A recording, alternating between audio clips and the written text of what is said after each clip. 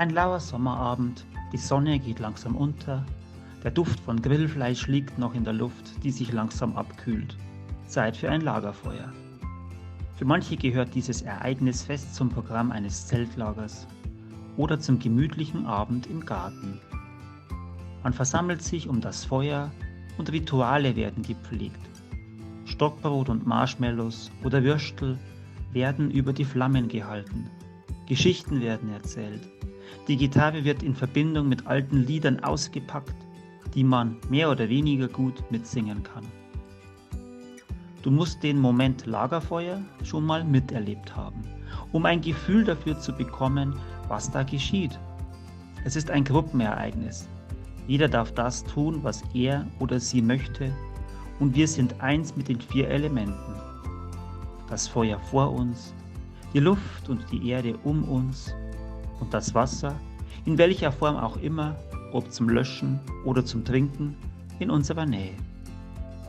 Das macht wohl diesen Zauber Lagerfeuer aus. Eine Grunddankbarkeit kommt hier auf, mit welchem Schatz der Schöpfung wir von Gott beschenkt wurden.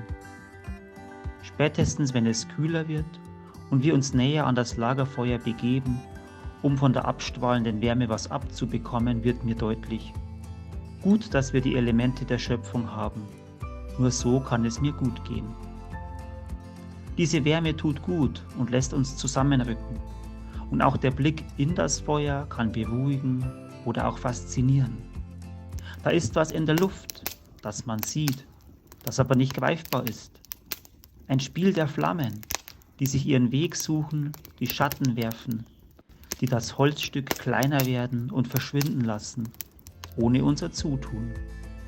Wir müssen nur entzünden und nachlegen. Feuer ist lebensnotwendig.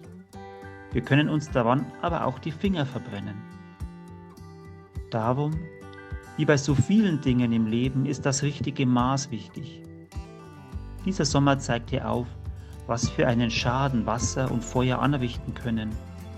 Wenn sie nicht mehr kontrollierbar sind, sind sie lebenszerstörend. Wassermassen und Feuer haben Leben und Lebensgrundlagen zerstört. Da war von Nostalgie und positiver Faszination nicht mehr viel zu spüren. Wir Menschen haben nicht alles in der Hand. Wir sind dieser Schöpfung ausgeliefert.